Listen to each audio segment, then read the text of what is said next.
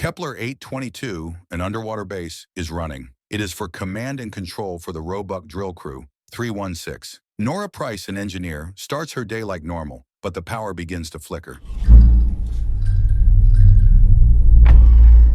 She goes to investigate and notices water leaking from the ceiling. In seconds, the situation turns violent. Water blasts through the structure, a clear sign the station has suffered a serious pressure failure.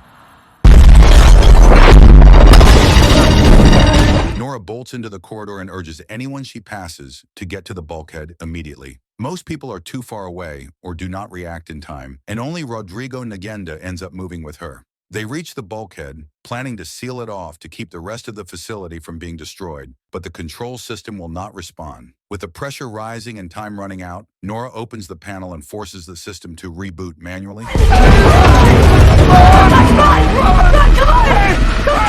She manages to get it working. Before sealing the doors, she hesitates because two crew members are still racing toward them. The flooding reaches the hallway faster than they can. Nora makes the choice to close the bulkhead to stop the collapse from spreading, leaving the two men trapped on the other side. Almost immediately after, the computer they use blows out, and the blast knocks Nora and Rodrigo unconscious for a short time. When they come around, an automated emergency message reports that most of the station has already been compromised. To all Kepler station crew, structural failure is imminent. Rodrigo suggests it was caused by an earthquake. Nora tries to use the radio, but it is not working. Unsettling sounds from outside make the damage feel like something more. Mayday, can anyone hear me? Nora cannot reach anyone over communications, so she and Rodrigo move out to find the escape pods. In the CPU room, they confirm where they are and what still works, then head down the only remaining route, a hallway filled with wreckage. While picking their way through the debris, they hear someone calling for help. They discover Paul Abel pinned under fallen rock. After they take him out of there, Nora suggests they go through a narrow passage to reach the evac pods in CR7. Through that thing? You guys are crazy. I'm a big boy. The group squeezes through a narrow passage, and on the way they come across the body of a crew member who did not make it. Eventually they reach the pod bay, where Captain Lucian is still there. Everyone else has already launched in the evacuation pods, and none are left. Hey! Nora, you're alive. Cap? Nora works at a terminal to get a jammed door open. Meanwhile, Lucian sends Paul and Rodrigo to inspect the submersibles as their last possible way out. Once the door is finally freed, Lucian brings Nora inside, checks her for injuries, and then directs her to the control room after hearing that the submersibles are unusable. On the submersibles. Copy that. I'm sending Nora to the control room. In the control room, Nora meets biologist Emily Haversham and engineer Liam Smith, who are a couple. As Lucian and the others regroup, Emily delivers urgent news. The station has built up dangerous energy with nowhere to release it, and a meltdown could happen at any moment. Am I out again? With the station cut off from the surface, Captain Lucian argues that staying put will get them killed. He proposes moving to another nearby installation, Roebuck 641. The problem is the only way there is on foot across the seafloor, about 2 miles in pressurized suits, with no idea what is outside. The team reacts badly to the idea and pushes back. Everybody down with that? Nora, you okay with that? The suits can't be down there that long, you know that. Liam plays the final message received from the drill site. The audio is chaotic and frightening, and it sounds like the crew there was under attack. The same unnatural sound Nora noticed earlier can be heard in the background. On top of that, their readings show the water temperature outside has risen by 10 degrees, which makes no sense under normal conditions. The water doesn't do that. That's impossible. Even with their doubts, the group realizes there is no real alternative. They start preparing the suits. Emily is especially uneasy since she has never done an open water dive, and the longest anyone has ever spent outside the facility was just a quick repair job. Rodrigo checks the remaining helmets and hands one to Nora. They all suited up. Your air's good. The transmission has Liam on edge. Before they head out, he grabs a gun for protection. Paul follows his lead and takes one too. Fully suited, the group packs into an elevator leading to the exterior. Liam warns them that the outer hatch is badly damaged, so the pressure change is going to slam them when it opens. Once we get to the deck, we're gonna have to jump to the cargo lift. As the elevator descends, Nora spots fractures spreading across Rodrigo's faceplate. She tries to stop the door sequence, but the timing is off by seconds. The hatch opens, the pressure surges, and Rodrigo's cracked helmet collapses. He is killed instantly. There is no chance to stop and process what happened. The station is failing, and they still have to reach Roebuck. They move quickly into a cargo lift to continue downward. Nora is shaken and certain Rodrigo knew his helmet was compromised and chose to give her the only safe one. Lucian tells her this is what survival looks like now. The sooner we get clear of the station, the better.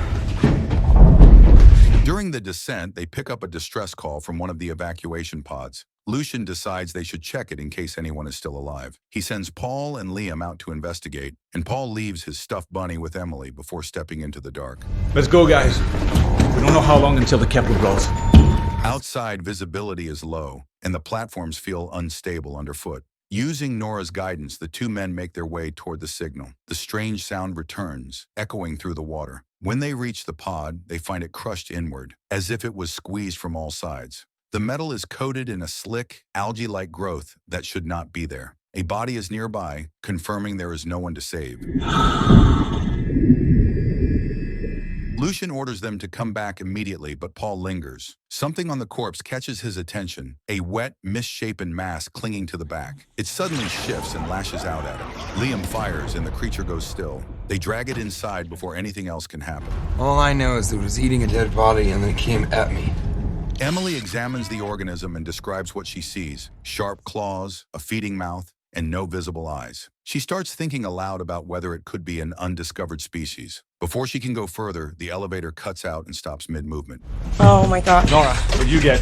Nothing. It's not just the lights. The whole system's down. In the silence that follows, the outside noise returns, closer than before. Paul connects the dots and insists the thing they recovered was only a juvenile, then seals the door as tightly as he can. Nora works the controls and manages to disengage the elevator. But despite her effort, it still does not move. An adult creature suddenly fills the elevator window, and almost at the same time, Kepler 822 detonates. The blast throws the elevator into a free fall. Everyone scrambles to get their helmets sealed before impact. They manage it just in time, and the elevator slams down hard.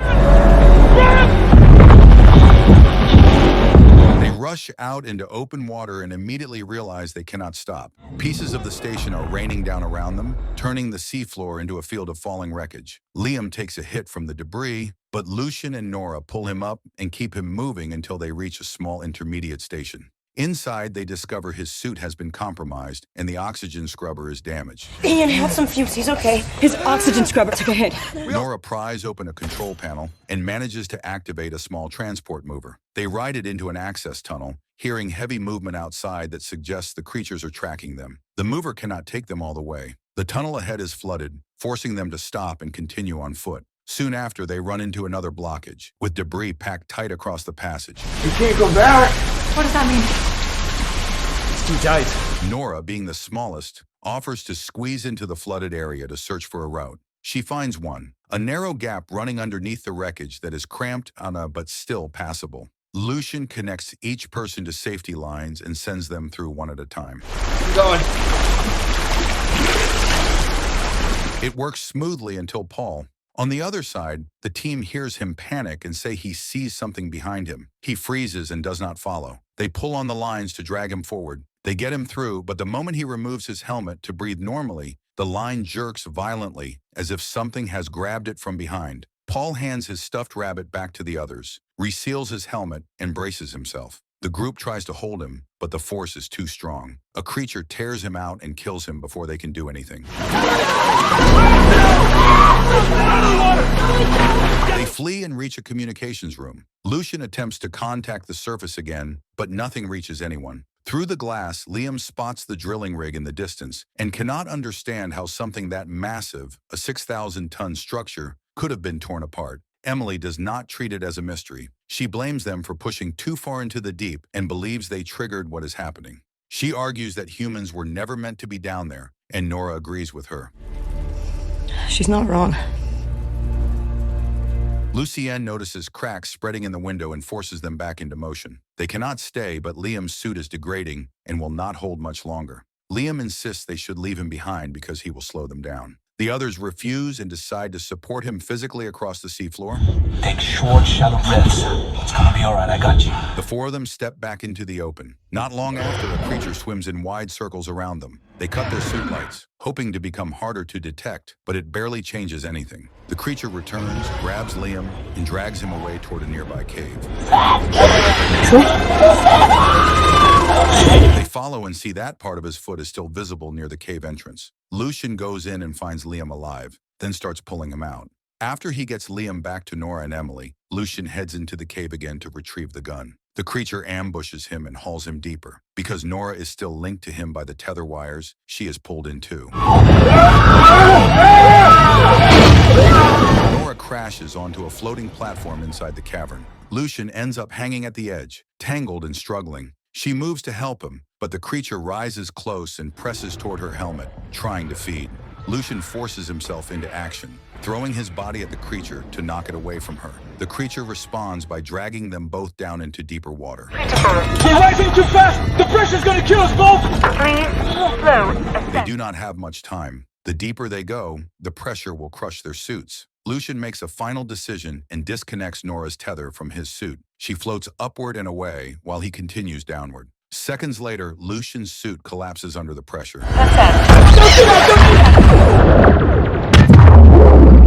Nora blacks out briefly. When she regains awareness, she realizes her own suit is malfunctioning, and she is running out of options fast. Nora drifts through the deep in shock, then jerks back when an octopus flashes into view. She panics and stumbles away across the seafloor until she spots an entry hatch. It leads into Shepherd Station, an old facility that looks abandoned. She forces her way inside. Safe for the moment, the grief finally catches up to her. She breaks down over Lucian's death, then pulls herself together enough to change into dry clothing and take stock of where she is. She tries to reach Emily through the system, but nothing goes through. While searching the living quarters, she opens Lucian's old locker and finds a map of the drilling network and nearby stations.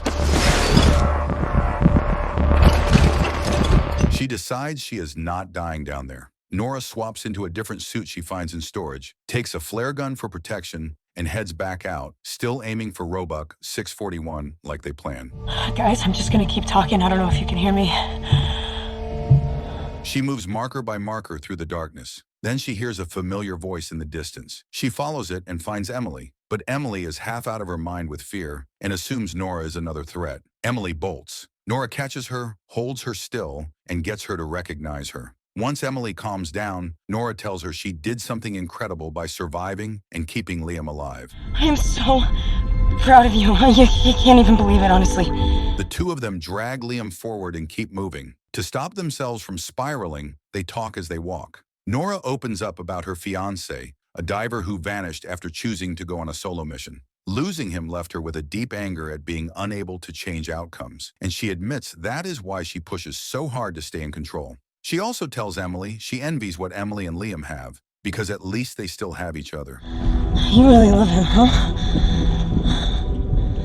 After a long stretch, they finally see Roebuck ahead. They enter and immediately realize the place is not empty. Hanging from above is a large cluster, a nest of the same creatures, motionless as if asleep. That door is right there.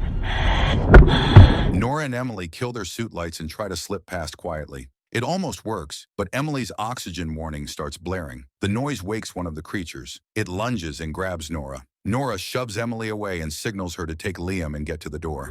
Get Smith to the door.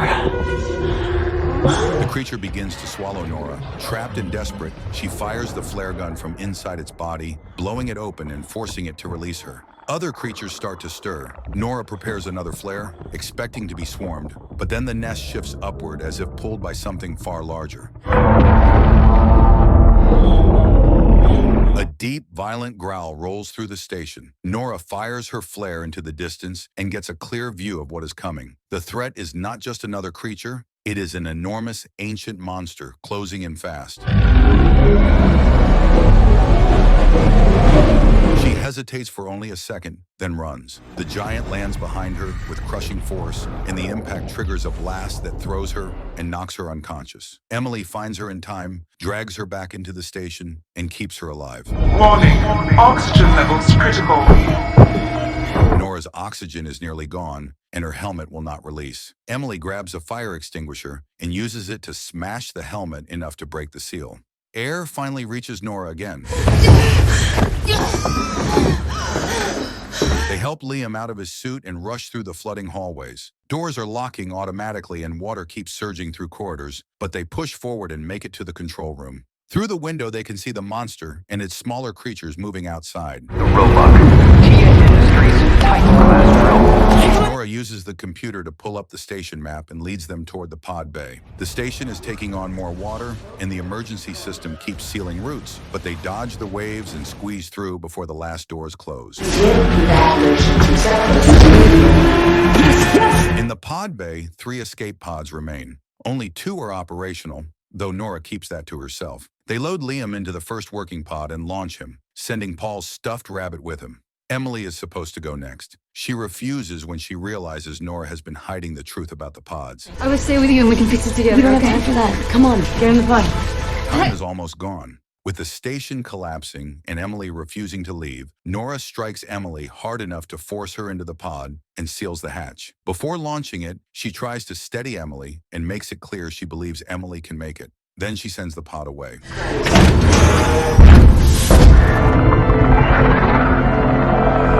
Left alone, Nora prepares herself to die, but a new fear hits her. The creatures are moving toward the escaping pods. If they catch them, everything they suffered through will have been pointless. Nora focuses on one remaining option. Earlier, Emily warned that the stations were storing dangerous levels of energy with nowhere to release it.